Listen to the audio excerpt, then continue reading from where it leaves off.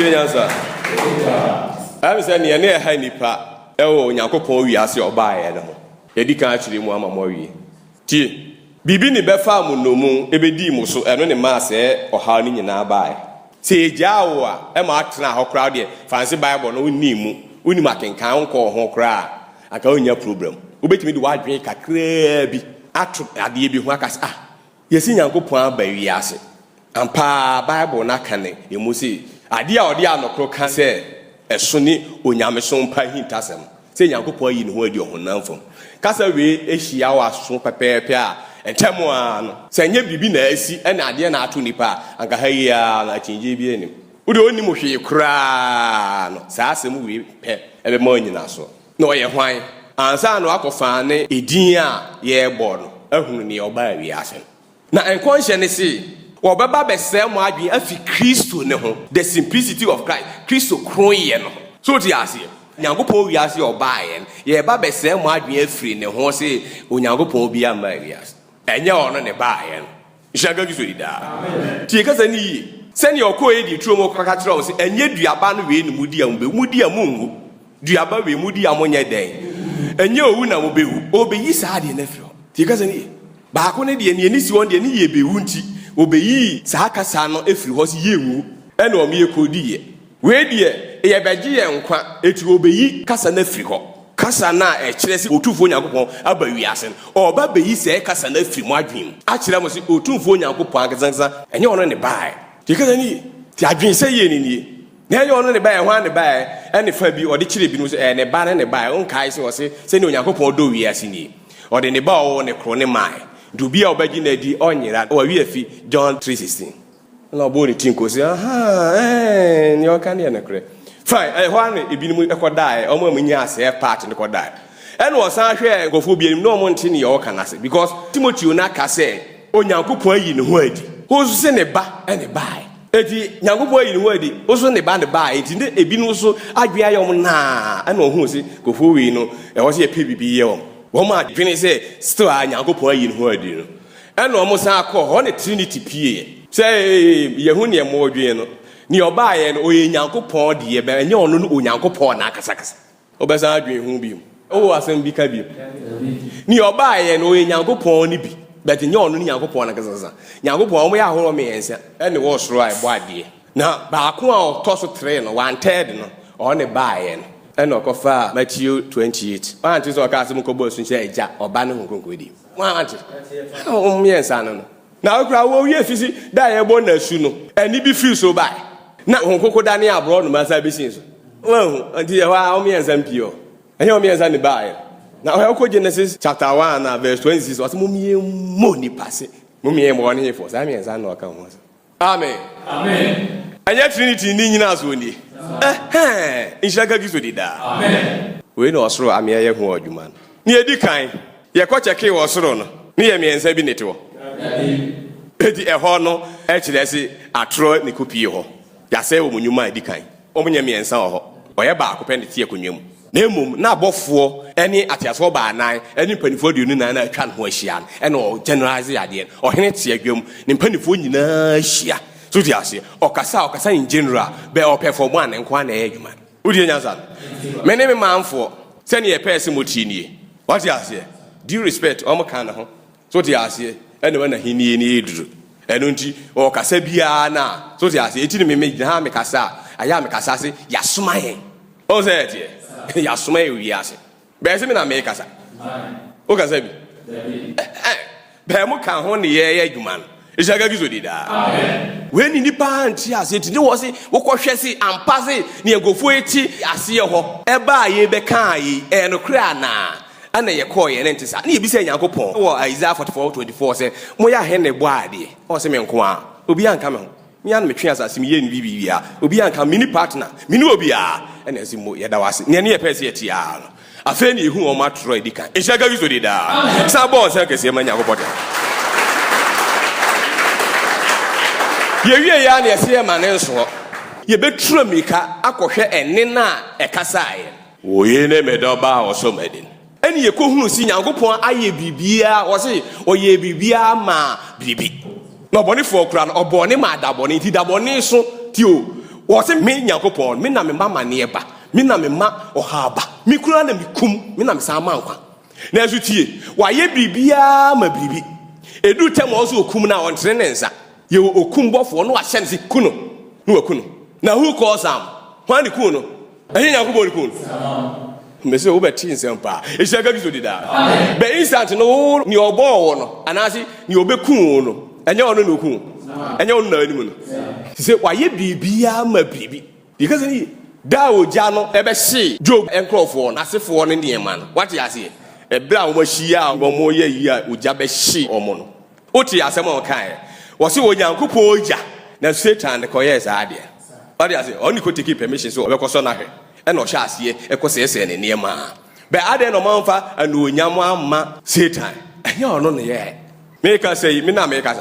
eti me kan semwa te say den ya me a asam ne masem heju anu onyam bia ne o de make us o de me yeju ono na anu onyam ye den ye vessel wa bobo niema ne saa no o de yejuma because ani ebre so pepepe ne ubewu a Yankopon mam what you say eno so wa hye owu obofo hye kotwe ne kra afiri nim no oko because ani da oko se Egypt no na oma destroyer no so ti ase edi nachi o kan Exodus na eti Moses catch us say momfa moja ne kan kamakro ho na oseye bofo ro eduru ho a na ohu moja na wansem na sefurade edi na anim because ani eti Onyankopon de ye ni efiewen ye ho adwuma yako isin ono be kire ne yekoye ho because bonzamu ni tumi owu ni tumi se obekum obi a na so be ha obi a age Nyankopon ma ho kwansa eti no se me na mekum me an me sama nkwa nyemom me mfa me nsa ni nkum me amentre me nsa nye eti ma ye abodie bi a eno na eye sa adwuma na ma me to obonefo dabone e wo wi ase ne ye ya ma dabone bai wo na akotwe bai edi trom oduaba na kodi ye no udi papa ne bone dua eti ye benya dapanya dabone ebebam eti do dabone ti obo ne ma ni mienu ye papa ne obone ye ni papa ne oni pa bone ti kaza ye oni papa ani oni pa bone ishaga gizo dida amen ha eti ne ma ni na tu eti edru dabone na e wo si obonefo eba be se adwuma enti no so obonefo e di se da no e hye nensa edru ho a no command no go and do your work no akoye ishaga gizo dida amen chikaza ni ye chiro Nyankopon hu nim de ni wa ya edi me chiro o se ne Zechariah chapter 2:13 se de yako ohunam nyina anye kom Awurade anim wa sori afi na hinwa ne so odi ase ba nti ohunam nyina anye kom Awurade anim wonya beduru ha amen eze wonya beduru aka hinwa ne wo ho na nu onyam no so ti ase wo so wodi na nu onyam hinwa ne beba what ase ishaka gitu di da eti waja eno wo ho eni wa free mu aba ono ne etie hinwa so aba eti se ne ahinwa ne kasa ema no owia na ono so akasa so ti ase ama ne ho no ese ya no wa free ho aba no entemu ne se eni bi be free so aba e free ahinwa ne ho what ase se ne ne wo ho a ye ti se eni bi free ahinwa ni mu e bai ansa ne otie ahinwa ne so e de e kasa no it means also if you sukra na oba ha eni be free why there aba no no so be kasa ntihwe eni ne be kasa ono so be kasa se ne o kasa relation o be san ka John 12:28 John 12:28 verse number 28 die o se aja shodi enu ni oti ahinwa ne so na ba nipa form eti waja father na ye na no onyam so ti ase no agu ho eni na hinwa no agu ho what you say eti do respect say abaye oba ajana ka ho ajana ye na no nyam na ye dey aka ho ishaka giso dida tie kaza ni ajana nye person ni na aba no won se na tie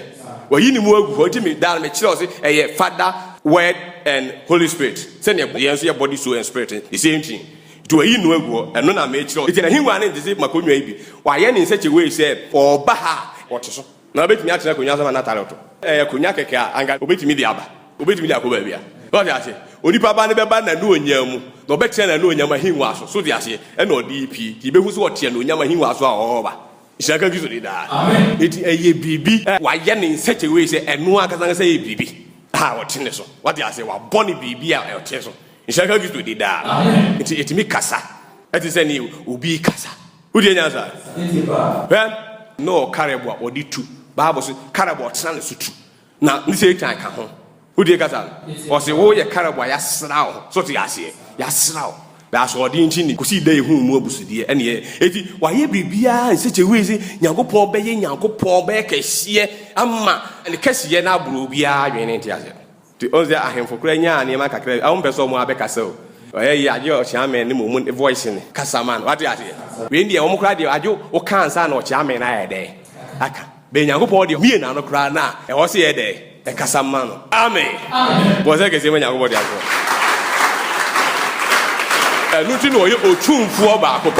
I didn't know to tune for. Who's Yana Cranson? Is a good idea. And Nunti or free a Kunyana to be do happy bear. Nothing, send you a revision train. A Kunyana Casa man say, when you go on time, I don't need to be young or no Casamay any money enough front. I feel be do hand or see, Eja. Show the Yam. And then be free, dear. So bad. I said, yeah. My son and no yam did that. Was I guess a man of water?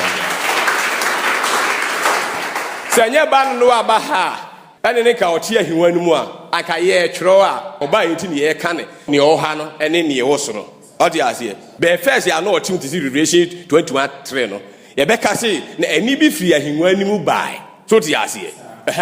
And be free him when you buy. Say, Abia, Aja. So dear no now, so the Asia. Na your tear he one so not casse, so my son and yam day.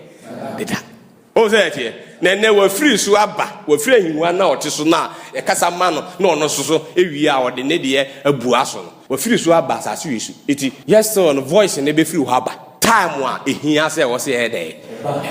It's a good to the da. Was I can say when I was saying it here. If you do a beer, and then I was doing more about 3 times. So the Asia, who fears Subumu, and then buy. And no call upon the sword, yes, you have one Kushia, and then as I day a buy. You shall go to the da. And I was say any Omushia or Honor, and then the bar says, you dear no yam. You shall go to the da. So I say, 80, send in a program or the air or and you married that the 50 no buy enough fee in Chimuna bar, ne was a side and a banini mudia, and nipping nintino. Nay, Nimusi say, or Hana, Bibi Casaman, or Ho, or Tiho, Bibi Nicasa. What I say?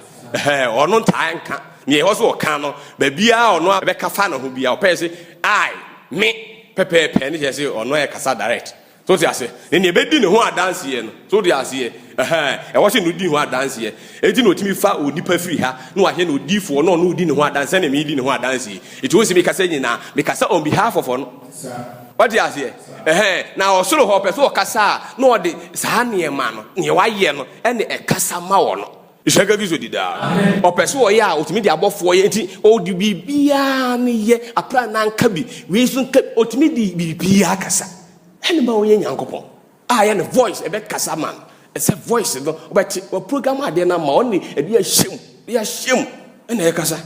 Shall go to the you only cry a robot to a casa or person canning be also a bit come on. A robot on a cabby be a bit casa aban. Shall go to the da. Yankopo and the man in the Yaki to a Bisati who sing Yankopo and yet tran at the Enison. Was I can say when Yankopo. Now you're born somewhere, Beshiano, and then in Crawford, and then they join a boom and idea. I must say, any more winning now. The I am when you do it. Shaka gives you that. And someone is in beam. After you're one,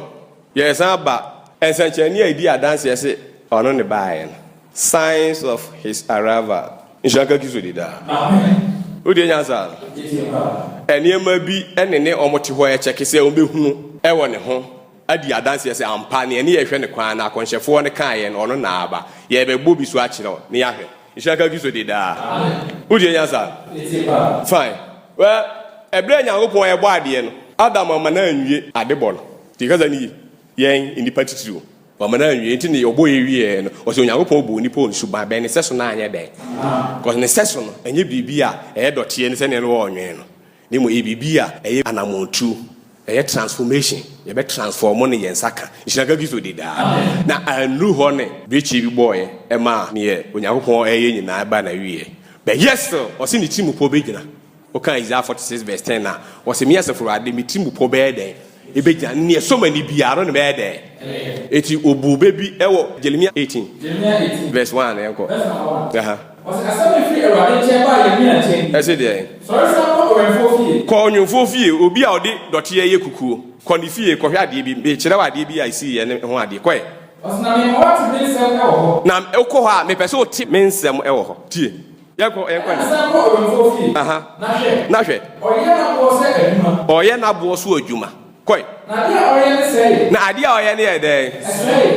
original ne ho onu Nyankopon onu nyomfo no so di ase nti Bible say chemfrem one ne nyomfo ham o kire onipa oni Nyankopon be ham because ye na ye anwene e na ono ye nyomfo e na o kire Jeremia se he me pese o timi nsam nti ye da kọ nyomfo bi nyu ade kofi ho kohwe ne oye ne keke na me nka se me nchiro jaka gizo dida amen na so okọ ho no ko hu si oye ade na ade ni frinsa e bo fom se e na o se de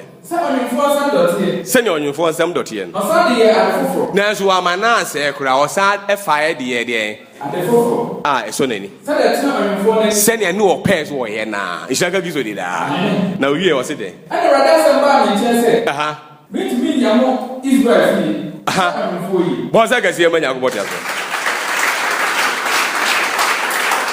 edi wono o che Jeremia edi me so se me bom ne bibi se asi yi edi mi ndimi nsa anya mo foforo ana edi mi ka go suya so ko o ti ma dia ade foforo a so no ani se ne o pese obeye na that's all edi o chi se sa na obeye nipa ishaga gizurida na yenti sa ade bo foforo no new creation na se da entimi mpie da age da obeba because da obo adam no asase so ansa na obeti dotie no ede aye ansa na obo na wie de na akọ because ani eti before say you beti new creation asase adebo foforo na asase pe ne che say wa ba yentem Yakopon aba o ye adwuma no wa ba ebe ye adebo foforo na okan ichaga gizodi da eti David kan Psalm 102 verse 18 e se nkom de to e se enchirima ye bebo foforo ko Psalm 102 ya kwantem verse 18 Isaiah 48 verse 6 obetwiro asemu a me kan ya manchirima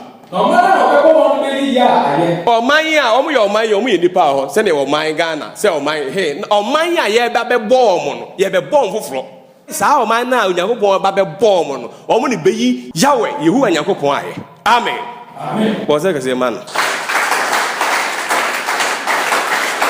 it means no mo hu se Nyankopon e be san boy biem se ne odwonfo ne ye na ese ye saa ne ye so de ne ese ya adam ama na ama so nti ese ishaka gizuri da it means e wo se ye boy foforo ansa na yetimi asa de yakoba ba bi elusu ye no ishaka gizuri da anu nti Isaiah ne se de Isaiah verse 6 aha ase what share eyi na afa ni Revelation 21:5 no kasa ase de ko ase share eyi nyina na also won kan kire na what is the foforo me ma watch de yen is the foforo ti kasa bi koi ai bi sese aha nini akroso a wo hu ye nini ya yakroso obi enhu ye koi ase afi na wabo afi no aye den wabo na enye den na enfiri ade bo ahase we ye foforo new creation afi no wabo eti ebra nyumba ye koso ni wi ase de koso sa ani Yakopon e yade foforo no o yade foforo anipa nnim se Yakopon e yade foforo ti o wi o be se wi no foforo na o ye nti o wie pa o so se wi no ishaka gizodi da na eduro di pa boss ne wo so sane ba eno de ade o sane ba ene ma na obo ni nyina no soro o ana no nim ene ma obo nyina o soro no frefre o soro no command sa ma wemra ensuomra ntremumra na de ade be eduro ni pa so no o so sane ba eduro ni pa so no sane ba e be fa fom dotie ade nwini nipa ebutu ni so hu kwa hu migu ni mu asa na o Christians for owie no de the cold dria the garden of Eden ishaka gizodi da eti niam afoforo na obo ni nyina no hwe Revelation 21 verse no o tesoro na eye koi osna de oti an wani so say aha o say hwe me ye ni nyina afoforo me ye niam me ye ne first ni nyina afoforo ishaka gizodi da aha o say hwe bobo de ne chiro efise de e wom na eye de bo say ke se ma yan god ya Ejuka Isaiah 42 verse 9 now say kan me man atwam ene ma foforo na na ensha ase mfifiri ye ne me ma wate ishaka gizodi da etina fe o kaka difo so oye ne ma foforo nti o mu nyina e wo so oye mo foforo na obetime e foforo nti na oyi ne hu ade twa so hu Nyankopon no na o san abo foforo ka abo foforo no asekire no hunu no mo foforo odada na sei Unipa dada na yede. Etu hu Nyankopon aye de la de unipa dada na Adam beko wum. Na fi wa de akogem. Na Adam aka tue twia oka. Shaka gizo di da. Nje ade foforo na Nyankopon obo ntimpo so obeye no. Wo nsa anka se ebo hye. Mutie nyansa. Cause sa ade foforo ni mu na yenwu biem owo ni ho because ni yenwu. Na emo BBC ye no ene me yewu ye. Eti ne ewo se dakro oba ebe yi ni ho adi no yi ni ho adi pepe a ye be hye ase aka ade foforo no ho asem se afedi ye. Ade bo foforo na hyase. Oma aye intimi mu ho dawuro. Because ade wo ho a o ye na ye be ka ho asem. Ishaka gizo di da. Eti Galatians 6 verse 15. Galatians 6 verse 15. Verse number 15. 2 Corinthians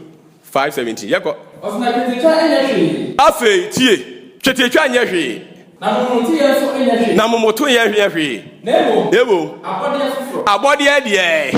Ene se no mo hwe kwan. Gom nu se as long as ya waba ne de. So o ma ya ye ka ho asem. Onya beduru be pe a wo se ye bo ho dawuro. Ishaka gizo di da. Eti no yi a kire wo se ye ne ma ya kra so a ye na na die. Be onya beduru pepepe a wo se ye da na di. E ma obi ate se ya Nyankopon ya de foforo. O boy foforo nti waba. O se de 2 Corinthians 17. Colossians 3:10. Ephesians 4:20. Yan kon 10:10. O se ti so wo Kristo mu a. Eti se obi wo Kristo mu a. Na o ya abode foforo. Nu abeya de ai. Abode foforo. We ni nipa nimu a nyamesoma ko fa ne se na o kan ne me be kronfo ne se me mo kron bi kan ne me dwamanfo ne ye kan efadwama ho ben.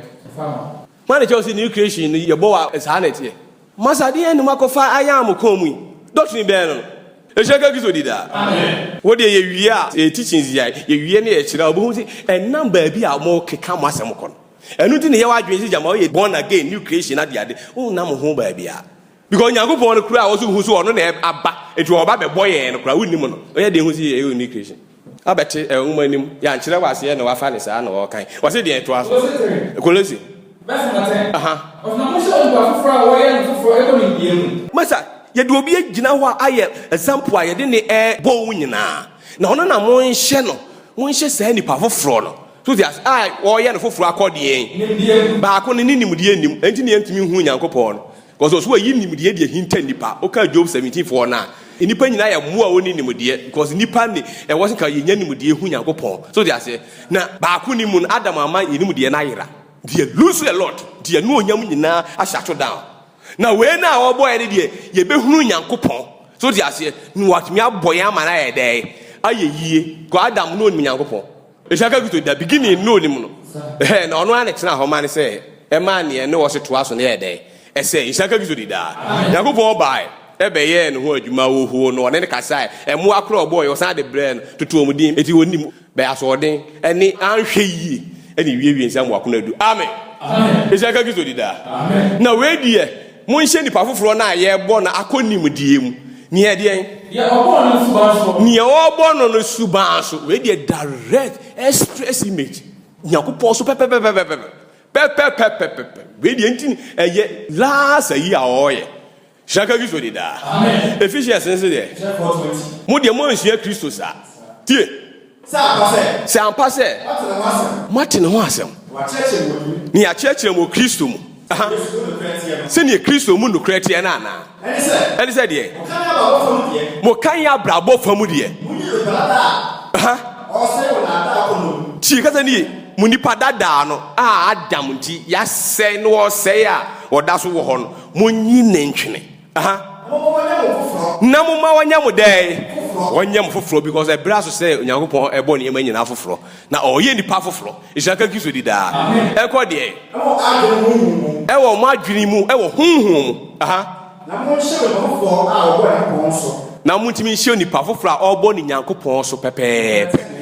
and no creating in ahochi amen bo se ke se ma Nyankopon dia go eti aja beduru pepe a ye beti se message we ye de mo mamo se obi aman ho kwan ne ye mo ne foforo because e bra so se otumfo Nyankopon asane aba enti ye ka se Nyankopon yi ne ho adi ho namfam botai ne se oba be mo foforo e de masan akọ ba bia mo lusu ye no mo first stage na mo lusu ye no Nyankopon akai mo bi amen bo se ke se ma Nyankopon dia so enu nti ni se wa anyi antu ni wa hu so obae no anyi ani pa ya rejeto wa anyi ani so on ba ya fa ho oni adam ko sei ishaka bi to di da oji di pe na fe dwuma di na hyase nti ne ne da ho no 2 ni esa di adanse yesi ono ne ba yen ene se o hyen kom bi to Isaiah 35 o chire Isaiah se hyen kom to e fa ye ensen na ho niam a obobo so no se down be hu se mapie ho no ene se niam man be happen ishaka bi to di da Isaiah 35 verse 3 aha mon hyen sa aye betede ena kroma ago mumiemiem aha na mo kan kire obi biala na kuma atu se mo hyem ho de munsiro hwe munyagoponi amen o ka asem bi a hyew mo adwim ese he munsiro na mo kan kire obi ase he kikiro re na munyagopon no oniye ono a na eba ishaka kizuri da amen o se de oha yakupo ana mu hye na eba eno o ye de oba be hye nipa nam obetuaka aretokita ishaka kizuri da amen nemo munchichiri onwa a onko abu ne re na mo kan kire so munyagopon no ono ani ishaka kizuri da amen na onya pia enema ubc o se de wono ne oba be mu de aha o so obi na aba aha o se ne ba bi na eba dabi messenger bi na eba wono na eba be mu de ajenkwa na ba wiase ya o se nya ono na wo be de nya nkwaje mi na me wo se me beje wo nkwa na yen kan kire mo se munyankopon no one me ye di kan ahyenkomato isi be piepe a ye be mo enkrofo bi abo ho dawuru a kire mo se munyankopon no one baaye na ono na ebeje mo nkwa wo se nya ono a onye ono a twe ho na wono a ogidi se e ono a na onye ne nkwa anye no ano eti no so wona masempa ne kwasi asan so beji obi biala oje edi ne nkwa bo se kese manya ko tiafo because if you see a nyansa so ahu nyagopo otu so wona masempa ne kwasi asem so di ase e beji wona edi edi nyina nkwa o ka 1 Corinthians 1:21 ti nyansa ne ye o ti was how possible hey was it the to aso wona oba beji mo nkwa so onya piepe a eno nambe hu si anifrafo ani be den aha asutifu oso aso betue apachi nyina ebe ye den ebehwihwi bo ze kese manya akoko den eti sign ba ko opia wo behu no ese anifrafo ani bebie asutifu ebe ti asem empachi ni emubuafo so ebe sore agina so eti ampa obeduru ye pe Matthew 11 Matthew 11 verse 1 eba se de owie na suafo du mienu ni kasa kire ofi wo se de aha oho a ne ya chi Yohana esu atu afiase enkonkonsanti amanfo di mika ko fiaso owura na abo na su ojo dan mu no niema wo ye eniema a wo ye esu a muntimi nka enokura wo mu nkire no odi gaza eni Yohana esu wo nyina se wo ka che so obi gina mu mfimfia mu ni mu no wadi ase ema nsuo mu okron ni challenges na se me na wo so obomasu na mmom na mo osu etu oni mu ne de but yes na prophecy ena omo cheke enyuma ne omo de cheke no go ho ni nimu de ne ede ehye ena nipa bi ono ofiaso onko ho oni field ho biom oni krom ho biom ena nkrofo bi abeka kire ne si owura na obo na su no enyuma bi a wo ye de enyuma omo su ntimi nkan papa edi ma Yohane esma a omo se hwe mo nweden asna osman de sina kwa se wo ko bisane se woni ni a wo ba anase de ansa ben ka ususu of ama Yohane emia enya no ani enya no no opeti enya no ni Yohane ede epeti ti ka se ni endo so awurade kan sa so a enya no ne kwan enimuriye enti obema Yohane sign a bia enyuma a oye edi na dance enti no ka se mo nyini se agya no ne mea enyuma na meye na kesa ede edi madanse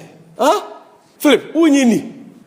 minimum na munyina na wo se bisa se kire agya oh my unyini kura enyuma enti munyini why enyuma ne se so piepe a enifrafo ani bibi ebuafo ebe sorry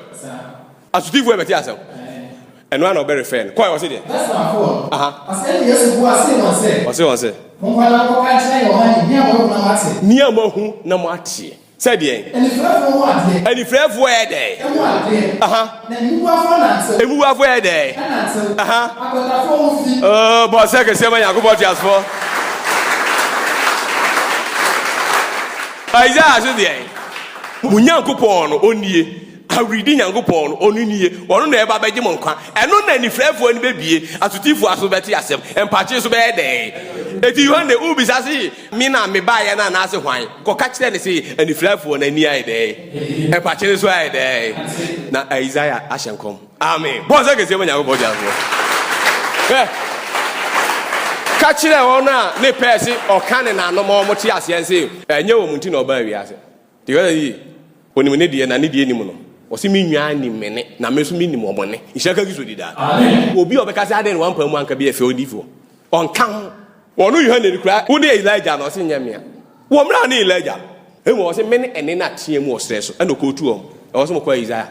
ye dim de check na o gina ha pen just simple thing common sense way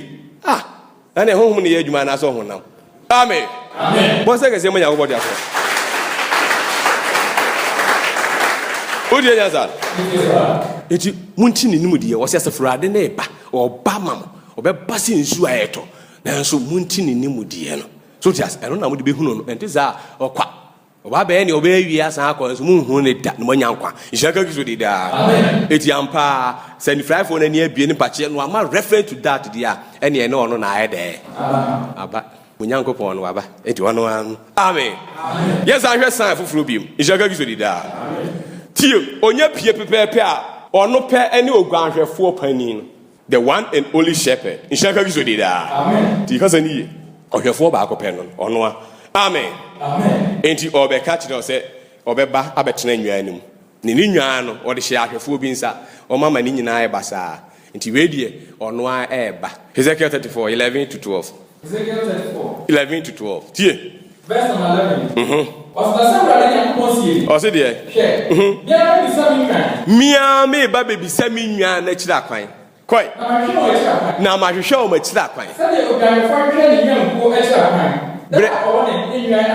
wa ba apeti ni mu. Da o ye den. O woni nwan a wa ba apeti ni mu. Amen. Amen. Tie. Se asafo awurade nyankopon asie nie. Mia me ba hwehwe mi nwan na kira kwan. Mia me soma bi. Ba bi adu na asomafo ne kwa yehu ne ye ko wie. What you say? Now near matoto omo ye honam nti ni nipa nti ni ya ye omo nyedo ati omo ntimi nya hode nwie adwuma enyi nwan emfa mre me eti mia mebisa mi nwan na kira kwan ebra odwan hwefo no ewo enwan ne de entem ishaga gizo dida it means oba montem oba nwan ntem eti dakro mo wo ha mo betisi obi apie mu a wo se meni ogwan hwefo no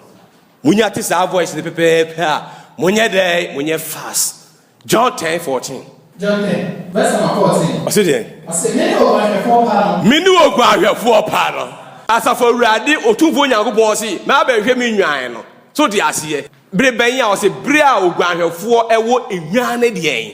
Entem. Ena bitimi abehwe mo. Me ntina ba bibio. Ensoma he monko hwe nwan me da bi we de mi ami sane ama ba hwe nwan. Ishaga gizo de da. Amen. Eno na obeduru ye pepepe. Wo se okọ hwe Israel fie nwan na ayira ni ti na obai.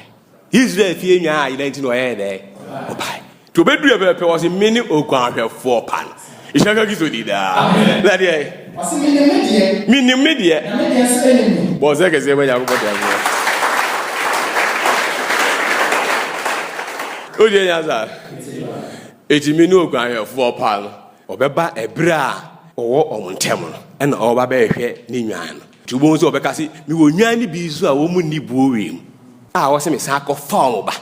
na me de on beka enwan ne ho na ye ebuo baako a ohwefo no ye dey baako jaga gizo de da sabo zenbio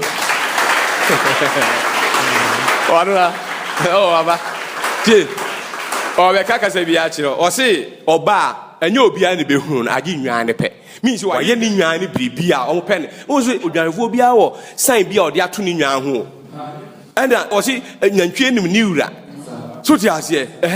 etubo si o wa de nyantwe kofura ni o wo kasa bia o kapa ni ntwe no mo bom be taze kra na ne de ni timi pi wo say it go o mo pen it in voice no o ma ka ni bia ente voice no ishanka gizo de da wo de nya sar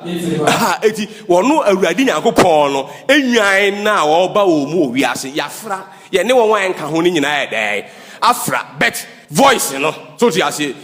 enwan ni mu omura ti wo se minwan so ye eti ye yi na kyerɛ sɛ ya ɔmo ayɛ ne dia no ɛne hunu ne tɛntɛtɛtɛ ɔmo anka ho bia akyinji fo Juda fo wo de bo ɔmo bɛgye akyinje ɔnka ho ɔbɛgye akyinje saa de akofi nhyɛka yuso di da be ɔka ho pɛpɛ abo si ne ɔyɛ wansa na ɔba wiase na arefreto na akaio na afi wani aba ho so amen eti Hezekiel ne hɔ na 30:31 tie ɛhɔ na no baabi a no kan bra verse 30:31 wo so ɔbɛka se enwan ne pɛ de behunu no tie Ezekiel 30:31 ɔse dɛ ɔse na ɔbɛmu sɛ me Awurade Onyankopɔn ɛna me wɔte bɔ sɛ kɛseɛ ma Nyankopɔn di aso John 20:28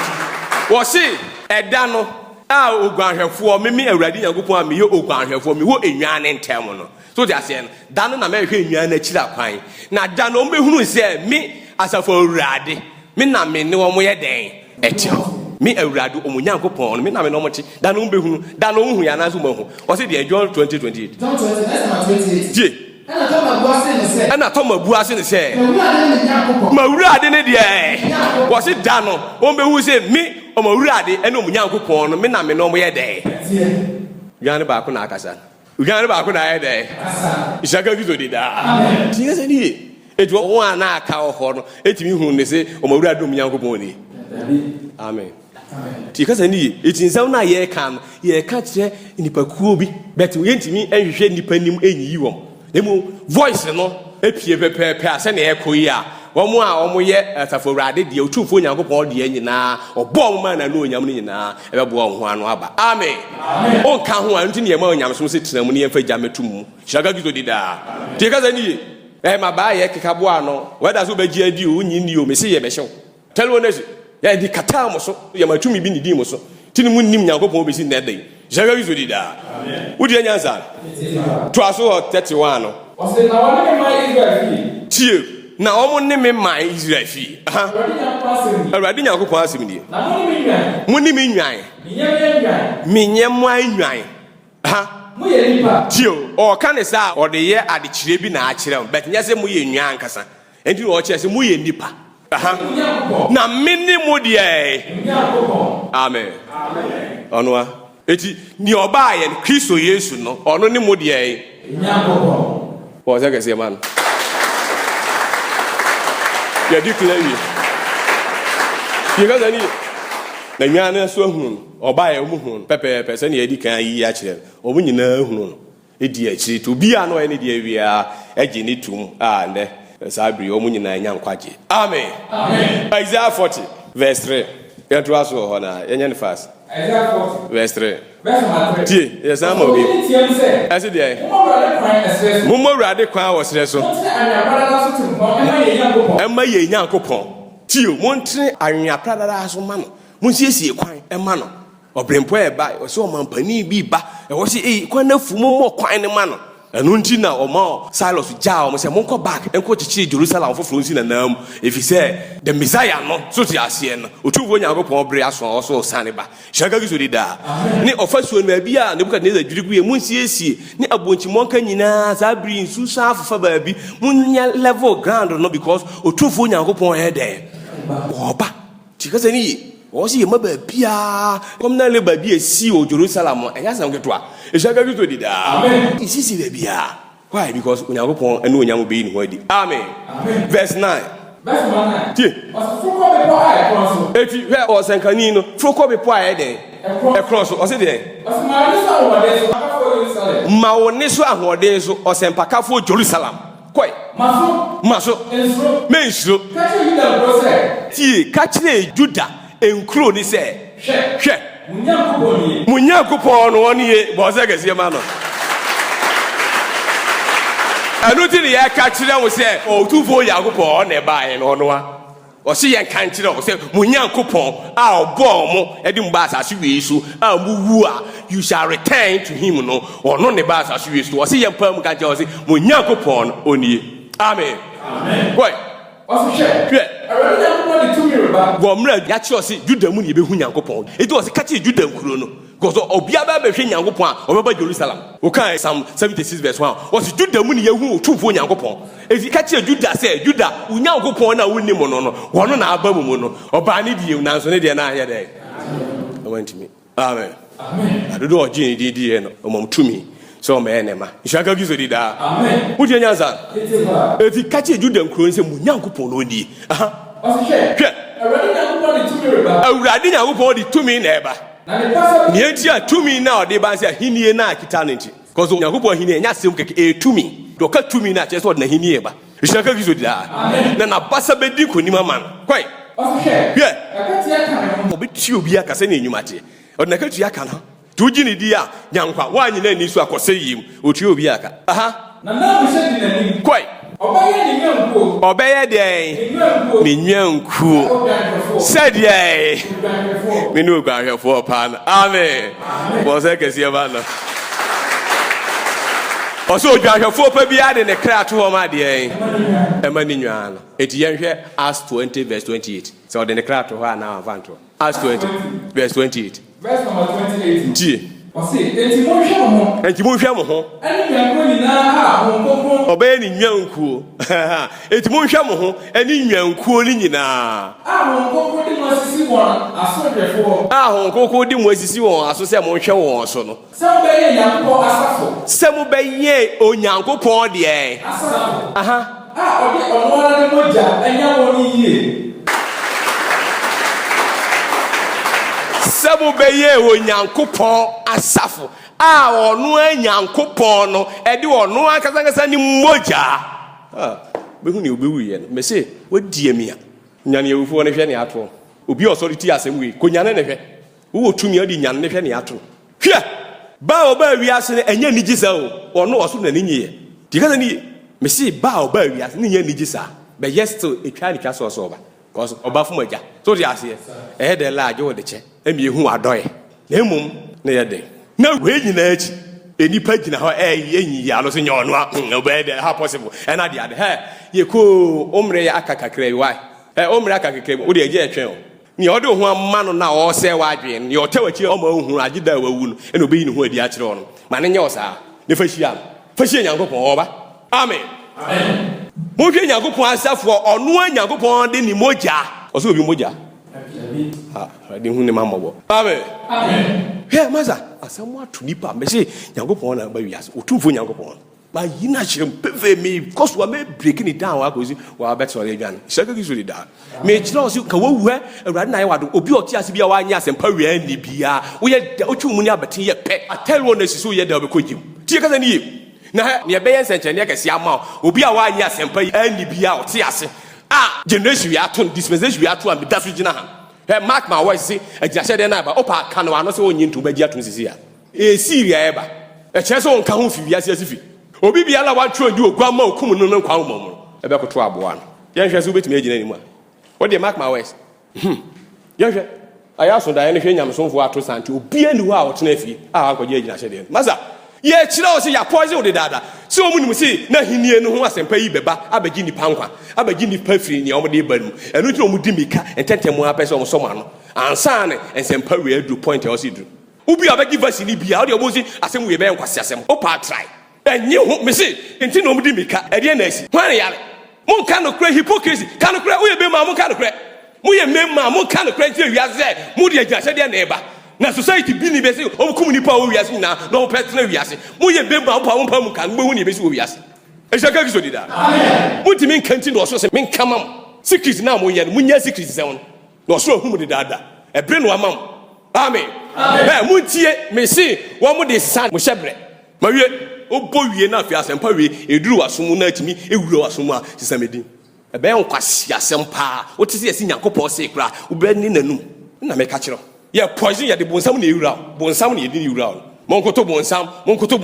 monye bonsam tum ene o si school a ye de ba nyina ye bi kosua bonsam ho ade America sha se isi ya school e ba nyina e wo se pichi bonsam na ye gya Yesu Kristo pichi ade enti na ye ka ne se ya won ti ase ye de beto debate abai no se o sa mo me ku francophone ani ansa mo me ku from ani ko bon vaccine na o ma dwen se ansa no o ma gigi bonsam na ye ma na ye de ba na tu edimeka no ya suma ye speed be bo da wura chi o se hwe hu so ye bibi ba idwane ba gi ahine india o da so te o tena hwe me ye madwuma kɔ me kwa no amen amen sɛ ne wonni me no ma patu awu foforo ɛno ane me kɔ no to mi ka yɛnkɔ yɛnsan hwɛ nsɛnkyerɛnne foforo nhyaka gizo di da amen yɛnhwɛ nsɛnkyerɛnne foforo ɛnɛ san ya kyerɛ sɛ ɔne baeɛ na ne bɛhwɛ Yewia Kristo ya duma yebesa hwe esuhoro a wode kasa kire agya no different a omu na mu de esu hu no ishaka Kristo dida amen afi yewie pa yebewie ne fana aten bi e wo secret bi ishaka Kristo dida amen sabo on sanka se manya ko tie se ompie ya obi antimi proclaim judgment obi antimi announce judgment e wo wiase da nyankopon obepie bia na edi nimu no so they say we know him by his judgment. Psalm 9 verse 16. The Lord is known by his justice. Amen. The Lord God Almighty is known by his justice when he passes judgment. And when he did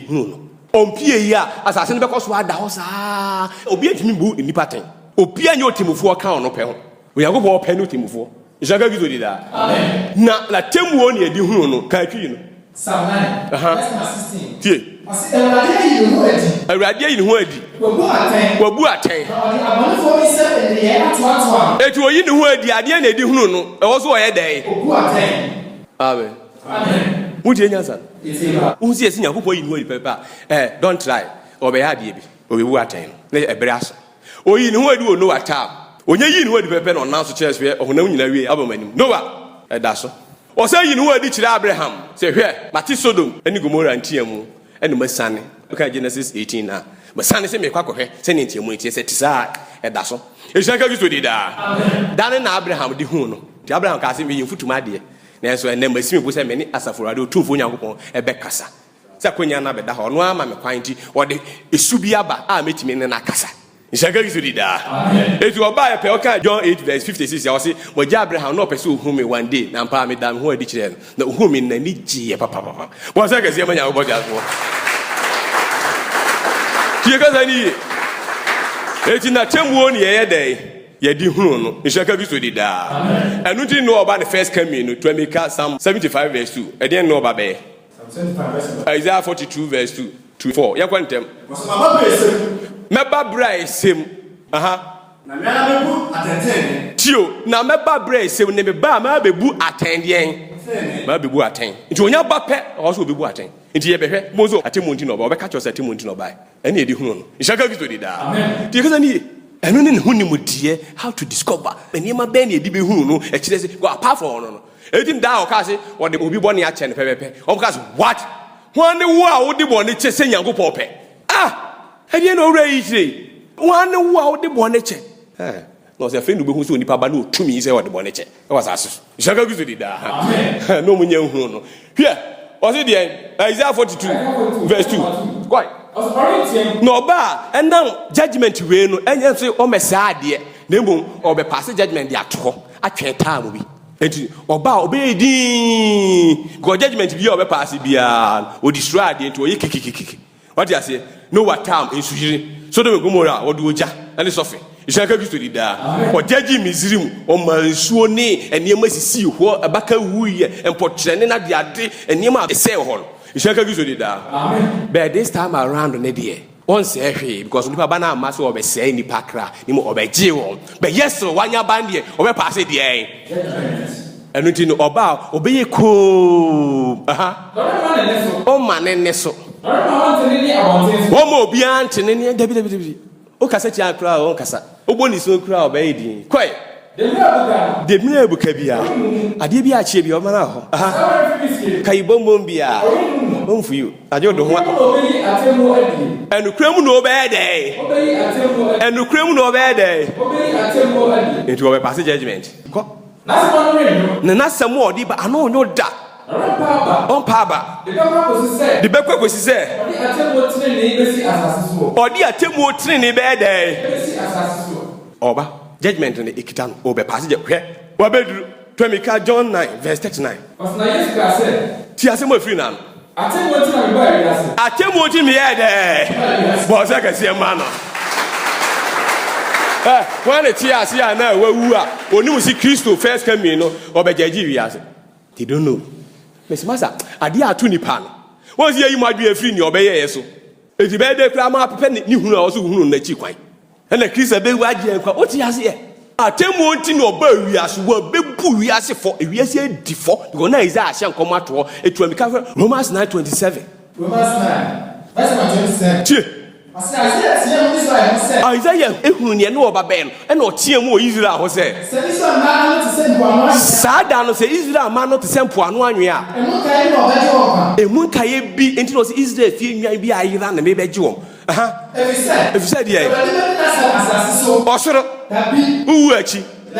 obedi na sam wo he asase so ewie etwetia owie obeka made achi emfa nyankopɔ opa didi na te owie ohu adwuma ye ɔtwe tam ɔbɛhye wo na wo problem opa kama de anchi owie ohu adwuma sɛ ɔbɛbɔ sɛ ɔmo sɛ na mudi fɛw heavy bi anu masa jai wanu modwa no jai asam na ato wo ye de la abo ne bewu ɔpere awurade bedi na asɛm asase we go bedi asɛm bi a ɔso odi sika ye wu wie ansa na yakodi asɛm etwa sɛ onipa wu pere kopɛ na nu achi wa batemu ɛne saa de ne ewesi tam da ben no betwa obi a 60 years awie asa ofoforo asa aba no betwa ewesi tam so adi wi ase ne ba na wi aso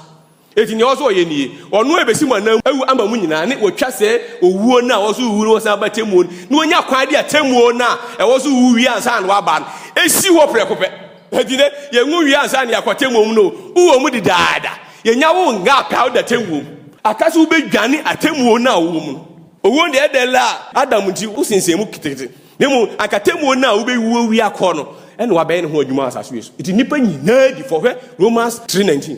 ofisi mrense mundu be ya den enye nti no obi ko fa ba pa ne ka se nipa wo so tichiri ne bodua mu akosi ono a wi abehye na akosi obese obi ko fa mrense mundu ba akoso tichiri ne bodua ketem ehane na ni hwe wi asa akosi wi abese na ni ense hu akwa ade a bekum nipa se abebu ye fo a yensa da yensa ye ma nam gidi yesu pa ne che so onye ye no a wasa akofa ade wi abase yensa nkohyem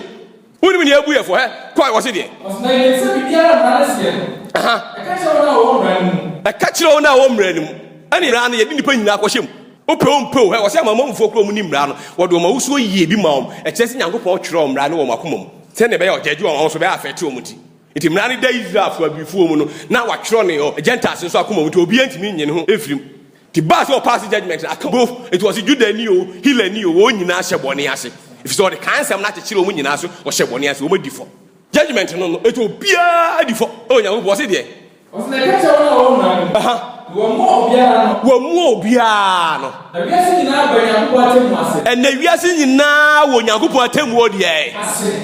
twebwe no ana ade a ye de abu ye fo akanta ye so a ye so obia ntimi mpie ye de ye padlock aka ya hye mu na wo be gina ho se obia amfa ne gidie nko hyem obia amfa na ni hwe za ade no ha my god mikrofo e kura fi hia emrense mdufuo e serious class ni antichrist no I tell you honestly eno ye kire mu hu hu ni straight pagan ne ma no nzu ye kan hu ni straight na ne ya twere mu no betumi ayi afiri enti eho asem kan ye de okọ kan na wa say ani bible so very first because ani na me ka che say bible na da ho na all included because ani ye be jo nkwa wo ye be se oso awo yakopon egbo editrum ho wo se ne ma hu ye nyina ho ze papa ko ambo a eden bo ne du afiem ade pa eden bo ne fiem unim ni wa me ya nkyere wa eti yakopon se mu nyina aye enye sa ye be kire o se ebi wo ha e de onipa ekogem wo hu purpose nti abeda ho a masa no obi abeja so udi mra so onyankopon ka chocho udi mra o so oba otumi ya udi mra so unim se mra na obi unim se etumi bi emra na ye hunhu mu ade e na wo ye honam ne ya ton wa hyase wo ton akwa na otumi se odi wura ne so won te hwe ase abti mi ka gidigidi as choli sigidi wo hu se ya tra ade e mi ka motu ni pa edi machi o ka Romans 7:1 wa ka se emra di onipa so blood ti ase nyina una odi no amen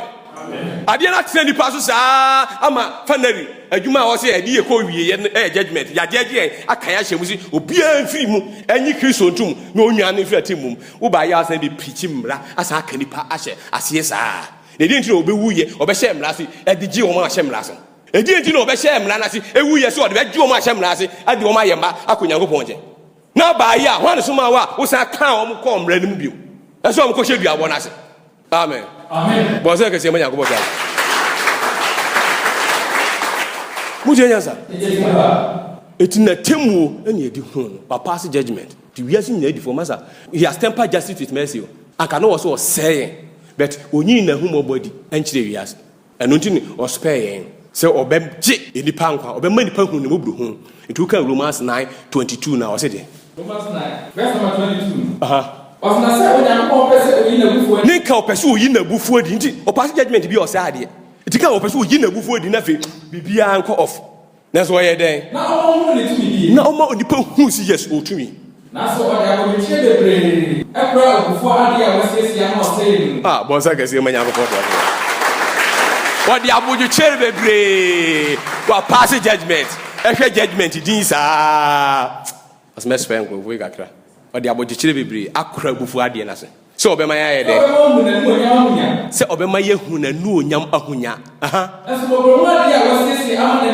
Mobro, who I dear no was yes, no was who eat and no the actually answer. This is Nipper whom Mobruhuna or see a Tim Mobruhuni homo BPR. Dear, it was a yamna or do my hiwana, and near me Mobruhun, their breast him abwaye. So, obey the Mobruhun at the Achinipa. Now, Mobruhuna did Diagram. Onyankopon mo bruhu e na odidi agbo wo de atwen ebre na nyaso die ebre na nyaso dawura ye bo ye bo twato a we ani asem a opese mo che o se besa ka hini no azempa e de di wadanse enu ansa na wie ne be batibe ye bo kwa man o so ensem a onti bi da na hote